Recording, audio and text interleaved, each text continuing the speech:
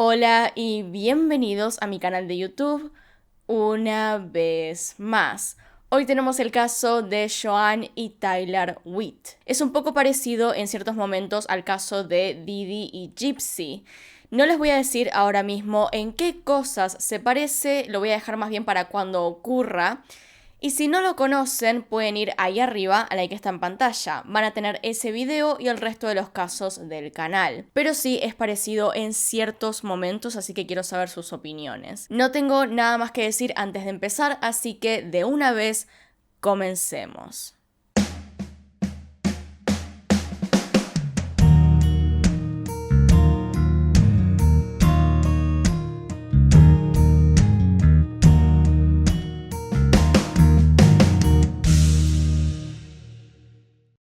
La persona que están viendo ahora mismo era Joan Witt, una ingeniera mecánica que trabajaba en una empresa de California y tenía 47 años al momento de los hechos. Ella vivía junto a su hija Tyler, de 14 años, en una casa grande de un barrio residencial de El Dorado Hill, en California, Estados Unidos.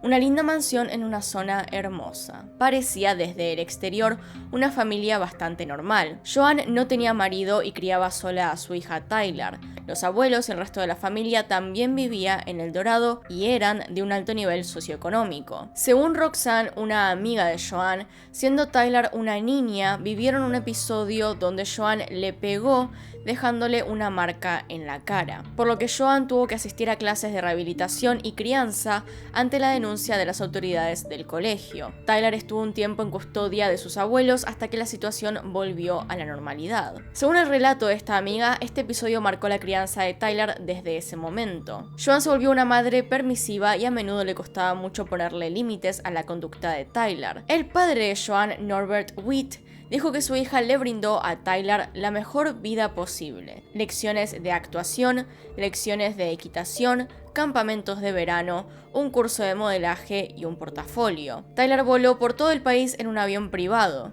Tenía todos los aparatos electrónicos y dispositivos jamás creados. Todo lo que había pasado en la vida de Tyler la había vuelto una persona caprichosa. Sin embargo, no sabemos exactamente qué fue lo que la empujó a cometer este crimen. A medida que pasaba el tiempo y fue entrando en la adolescencia, Tyler comenzó a tener problemas de disciplina en la escuela y en varias ocasiones escapaba de su casa. Joan trataba de controlar las situaciones, pero su hija estaba demasiado fuera de su alcance. Habían tenido varias discusiones con algunos hechos de violencia y amenazas por parte de Tyler hacia su madre. Tyler había comenzado a agredirla físicamente, lo que conllevó a una denuncia e intervención por parte de la policía. Esta vez era hacia la hija de Joan en lugar de hacia ella. Joan tenía marcas en los brazos, moretones, aunque no era suficientemente malo como para llevarla al hospital. A Tyler la tuvieron que poner en un centro de menores. Joan se negó a presentar cargos y su hija fue liberada horas después,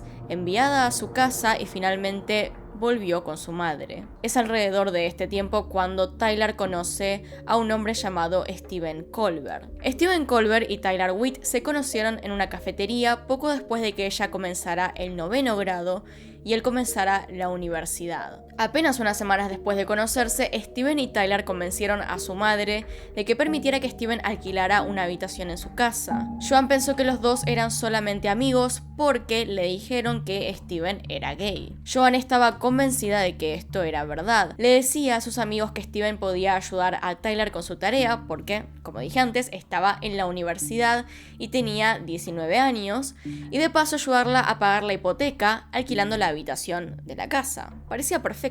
Ningún miembro de la familia estaba de acuerdo con que Stephen se quedara en la casa, pero Joan ya había tomado la decisión. Esto fue hasta que un día, de regreso a su casa más temprano que lo habitual, Joan entró y los sorprendió en una posición un tanto comprometedora. Su hija se encontraba dentro del ropero, sin ropa puesta y agachada cubriéndose. Estaba a punto de tener relaciones, por lo que parecía.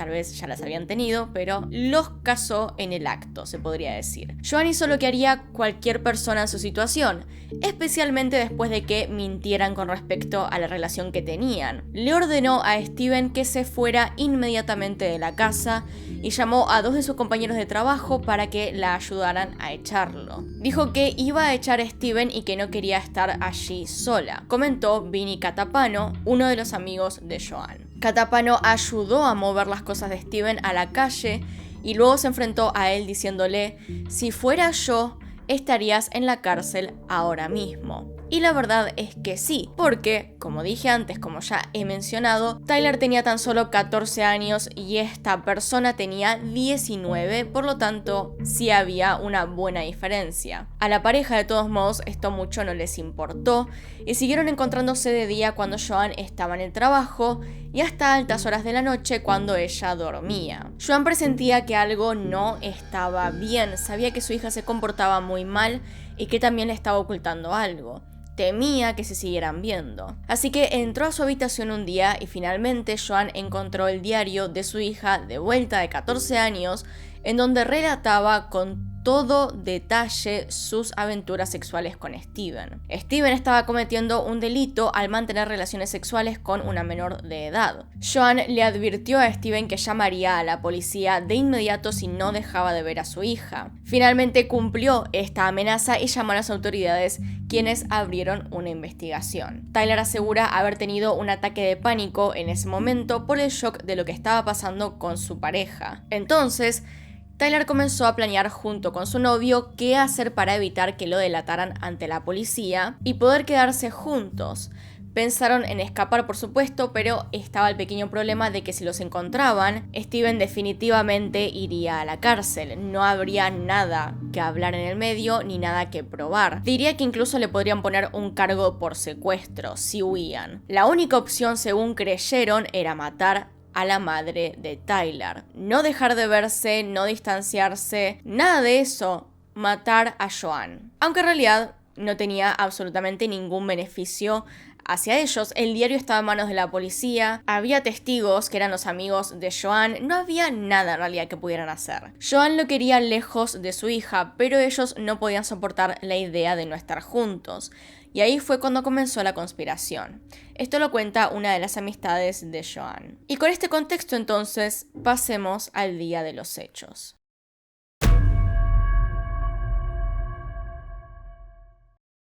Tyler sabía entonces que todo estaba en el diario. No había forma de que él saliera impune si lo descubrían. Decidieron que lo mejor sería, de alguna forma, tal vez con un arma como un cuchillo, matarla dentro de la casa y huir. Esto sería el 12 de junio del año 2009. Al parecer esa noche Joan se fue a dormir normalmente, pero en su bebida Tyler había disuelto unos tranquilizantes para mantenerla dormida mejor, más tiempo, que no pudiera despertarse en mitad de la noche, de modo que no reaccionara cuando cometiera el asesinato. Llamó a Steven para avisarle que entrara a la casa. Cuando estuvo en la puerta, Tyler lo dejó entrar. Steven Colbert subió la escalera hasta la habitación de Joan con un cuchillo que sacó del restaurante en el que trabajaba y la apuñaló 20 veces mientras dormía. El plan ya estaba formulado, matarían a Joan y supuestamente acabarían quitándose la vida. Era todo muy dramático. Tyler testificó que mientras ella y Steven planeaban matar a su madre juntos, cada uno con su propio cuchillo, finalmente el día del asesinato ella en realidad esperó afuera de la puerta del dormitorio y, según lo que dijo, me puse las manos en las orejas, cerré los ojos y tarareé mientras Colbert apuñalaba repetidamente a Joan. Esto es justamente una de las cosas que más suenan parecidas al caso de Didi y Gypsy, caso en el cual una hija llama a su novio para que mate a su madre en mitad de la noche, mientras ella se queda en su cuarto escondida, escuchando los gritos, sabiendo lo que estaba pasando. Después de perpetrado el asesinato, cubrieron el cuerpo con una manta, pusieron el aire acondicionado en refrigeración para conservar el cuerpo y huyeron. Lo que hicieron después del crimen fue buscar una coartada y escapar. Fueron a encontrarse con amigos y anduvieron por los lugares que frecuentaban tomados de la mano como si nada hubiese pasado. Finalmente, Tyler y Steven huyeron a San Francisco y alquilaron una habitación en el hotel de Holiday Inn, donde planeaban quitarse la vida juntos. Al llegar la policía a este lugar, encontró sus pertenencias esparcidas por toda la habitación, pero Tyler y Steven se habían ido. La policía de California descubrió en esta habitación del hotel 2 vasos con cereales y veneno para rata, 5 gramos de marihuana, una pipa para fumar y una nota que decía: "Nos encontrarán muertos juntos en la playa". Después de 6 días huyendo, Tyler y Steven fueron encontrados escondiéndose de las autoridades detrás de un contenedor de basura. Entonces, habían tratado de quitarse la vida en la habitación de hotel con el raticida y el cereal mezclado con Red Velvet por alguna razón. No habían logrado su objetivo y habían huido de la policía durante unos 6 a 5 días, o sea, menos de una semana. Y digo todo esto porque todavía no sabemos con certeza cuál fue la razón por la cual no se quitaron la vida en ese hotel ese día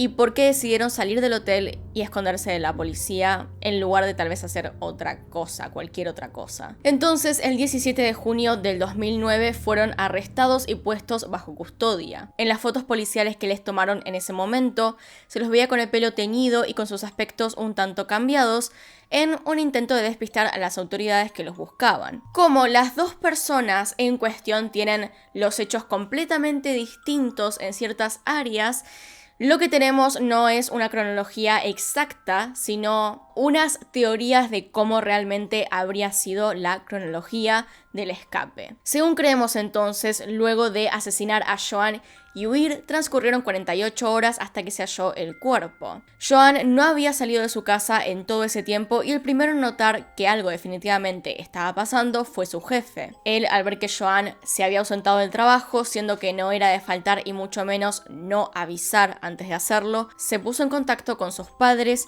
quienes vivían en la misma ciudad que ella. El jefe de Joan los llamó para preguntarles si sabían dónde estaba y les avisó que ella no se había presentado a trabajar ni el viernes ni el lunes, a lo que los padres de Joan pensaron que algo definitivamente no podía estar bien. Tenían la misma impresión de ella que su jefe. Joan siempre llamaba cuando no podía ir a trabajar. Norv, el padre de Joan, a quien vivía cerca de su casa, se dispuso a ir a ver qué estaba pasando. Para ese momento, el jefe ya había llamado a la policía. Según declaró, Joan le había confiado que ella y Tyler habían tenido problemas antes, por lo cual él se preocupó. Norv entonces llegó a la casa, completamente aturdido por lo que estaba pasando, y había ya 2 autos de policía estacionados, con 2 oficiales caminando por el jardín del lugar. Norv abrió la puerta de la casa, pero los ayudantes del alguacil le ordenaron que se quedara afuera mientras la registraban, de vuelta temiendo que hubiera una escena dentro que pudiera ser un tanto fea. Al poco tiempo le dijeron que Joan estaba arriba en su dormitorio y que se encontraba muerta. Norv declaró: "Nunca dijeron asesinada ni asesinos, solo dijeron muerta, así que no sabíamos qué estaba pasando". Pero cuando llegó la camioneta de CSI y probablemente teníamos 20 detectives deambulando por el lugar, sabíamos que ella había sido asesinada. La noticia fue aún peor cuando les dijeron que su nieta de 14 años, Tyler Witt, no estaba por ningún lado. En ese momento no se sabía si Tyler había sido secuestrada o si ella había tenido algo que ver con todo esto. Por lo tanto, la familia no sabía qué pensar. Los abuelos, aún así, más allá de todo, estaban preocupados por Tyler. La policía halló el cuerpo de Joan acribillado a cuchilladas en una habitación de su casa. La escena, según relataron, era escalofriante.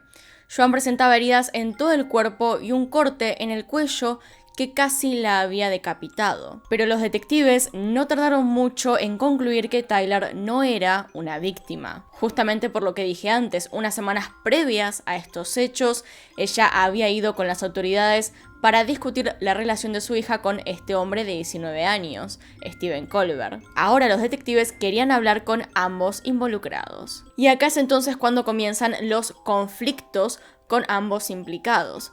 Según el relato de Tyler, cuando Colbert llega a la casa con el cuchillo de Jeff, ella quedó afuera de la habitación mientras él entró y asesinó a su madre. Esto es lo que les conté previamente. Pero hay hasta el día de hoy sospechas de que la participación de Tyler no fue tan pasiva como ella lo relata. Según relató el abogado de Colbert, Dane Winner, él tiene una historia complicada que contar. Dice que Steven en realidad estaba pasando por momentos un poco conflictivos en su vida en los cuales quería quitarse la vida, no quitársela a alguien más. Argumenta que Stephen Colbert creía que estaba a punto de ser arrestado por violación de menores y su solución era quitarse la vida junto con Tyler como única salida de esta situación que él tenía. El plan era recogerla y dejar pasar un par de días en San Francisco para terminar sus vidas juntos. Según él, no había discusión sobre matar. Según relató Colbert, al llegar a la casa no sabía nada al respecto hasta que Tyler abrió la puerta de la casa y la vio sostener el cuchillo ensangrentado. Steven se acercó y al entrar ella le dijo que había matado a su madre. El tema ¿es esto verdad?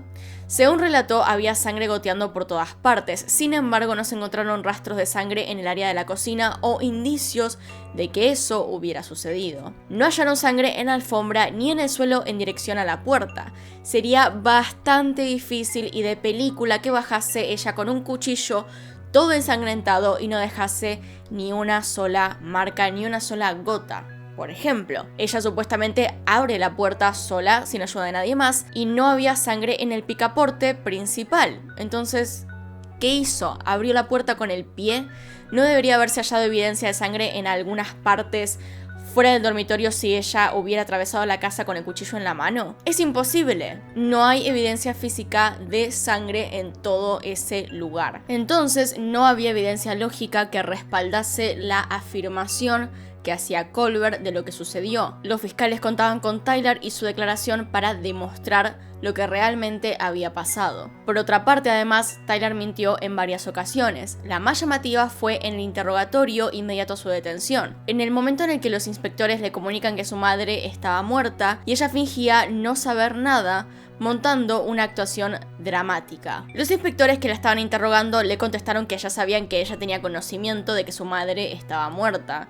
Entonces Tyler renunció a esta fachada y, según dijo el fiscal, admitió que ayudó a planificar el asesinato de su madre, pero dijo que Steven fue el que la apuñaló. Con eso, los fiscales llegaron a un acuerdo. Si Tyler testificaba con sinceridad contra Steven, obtendría una sentencia reducida. Pero Tyler tuvo otros problemas de credibilidad. Un psicólogo la llamó psicópata por sus declaraciones en el estrado durante el juicio. Ella intentó decir que era una persona con problemas psiquiátricos. El tema es que cuando le preguntaron si ella había planificado la muerte de su madre, dijo no recordarlo. Creo que intentó por todos los medios escapar de la responsabilidad de haber matado a Joan, más que nada de haberlo planeado, y trató lo más que pudo de no ir a la cárcel. En momentos haciendo cosas y diciendo cosas ridículas. Comenzaría a decir durante el juicio que cuando se encuentra bajo situaciones de estrés, escucha unas voces de seres que viven dentro de ella, un ángel llamado Alex y un demonio llamado Toby, quienes toman el control de su mente en momentos críticos, y que era por eso justamente que no podía recordar muchas de las cosas que hacía, como quién mató a su madre, si era ella o Steven o cómo pasó exactamente. Por otro lado, existe el relato de una vecina que no fue llamada a declarar, pero que prestó su testimonio en una entrevista de televisión. Esto es lo que dijo. Estaba paseando a mi pequeña para ir al parque y me di cuenta de que había una jovencita adolescente sentada en los columpios mirando hacia abajo. Se veía con mucha tristeza, parecía enojada y perdida. La vecina entabló conversación con la joven que se quejaba de que su madre bebía mucho y las dos peleaban. Le dije, ¿qué vas a hacer para tratar de solucionar este problema? Y ella contestó, no habrá una próxima vez, o va a ser ella o voy a ser yo. Ella dijo que cuando se enteró del asesinato pensó en su encuentro en el parque y se dio cuenta de que había estado hablando con Tyler aquel día. Esa sola declaración me estremeció cuando supe que había asesinado a alguien en el vecindario. Nunca pude olvidar la conversación que tuvimos en el parque. ¿Es verdad este encuentro? No lo sabemos, no podemos asegurarlo, tal vez solamente estaba buscando atención en la televisión, pero puede ser que sí. Por otro lado, los fiscales tenían evidencia de ADN que encontraron en el cuerpo de Joan debajo de sus uñas. Como hemos visto ya en otros casos, el ADN debajo de las uñas muestra que la víctima quiso defenderse. Es muy probable que provenga del ADN del atacante. No se halló el suficiente ADN para identificar a nadie, sin embargo, se encontró lo suficiente para probar que vino de un hombre, situación que coloca entonces en el centro de la escena a Steven. El juicio de Stephen Colbert duró semanas, pero los miembros del jurado tardaron menos de 4 horas en llegar a un veredicto. El jurado llegó al veredicto encontrando a Stephen Colbert culpable del asesinato de Joanne Witt. Cumplirá una sentencia de prisión perpetua, por lo que pasará el resto de su vida en prisión sin posibilidad de libertad condicional. Los fiscales decidieron no permitir la pena de muerte.